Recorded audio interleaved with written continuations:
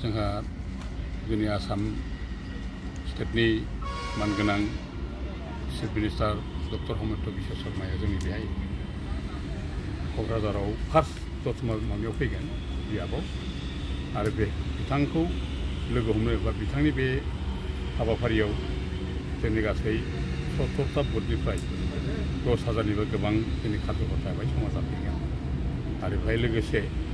ओनसोलाव थानाय जोंनि गासै भारतीय जनता पार्टीखौ मोजां मोनग्रा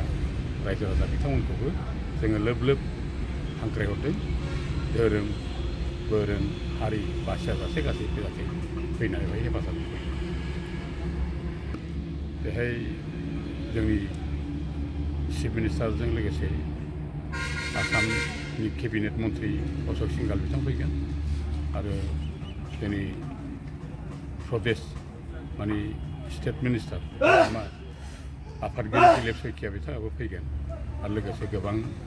जोंनि बिजेपि दोलोनि कार्यकर्ता स्टेट आरो डिस्ट्रिक्टनिफ्राय नुजाफैगोन बे रायजो राजाफोरनो जोङो बेखौनो बुंहरनो सानदों दि फैबाय थानाय समाव जोङो भारतीय जनता पार्टीनिफ्राय बिजाथि हिसाबै जों गेलेनानै बिथां मनरन्जन ब्रह्मखौ देरहा होनानै जोङो बे जेरै दा बिथां चिफ मिनिस्टारनि दैदेननायाव आसामा जेरैबायदि जौगाखांदों जोंबो बिटिआर ओनसोलाव जोंनि समस्ति दतमाखौ नांगौ रोखोम डेभेलपमेन्ट खालामनो थाखाय जोङो हाबाफारिखौ लानो नागिरदों। मैं श्री गणेश चंद्र राय विश्वर सर्वबृहৎ भारतीय जनता पार्टीर आमार दतमा मंडलर एजन मैं सम्पादक अहाकाली रामफलबिल रूपनाथ खेलपथारत विश्वर सर्वबृहৎ भारतीय जनता पार्टीर असम प्रदेशर माननीय मुख्यमंत्री श्रीजुत हिमंत बिश्व शर्मा डांगरिया आमार दतमा मंडलत कार्यसूची लोৱা আছে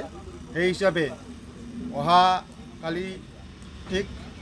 10:30 বজাৰ লগে লগে আমাৰ দতমা মণ্ডল অন্তৰ্গত 10,000 কাৰ্যকৰ্তাক লৈ ইয়াত মত বিনিময় কৰিব সেই হিসাবে আজি মই সাংবাদিকৰ জৰিয়তে অহাকালি 10:30 বজাৰ লগে লগে ৰাইজক মই আহ্বান জনাওঁ যে আপোনালোকে যাতে আমাৰ रूपनाथ खेलपथारत दले दले योगदान जाते करे तार कारणे मैं यार जरिए सकलोके अनुरोध जनालो।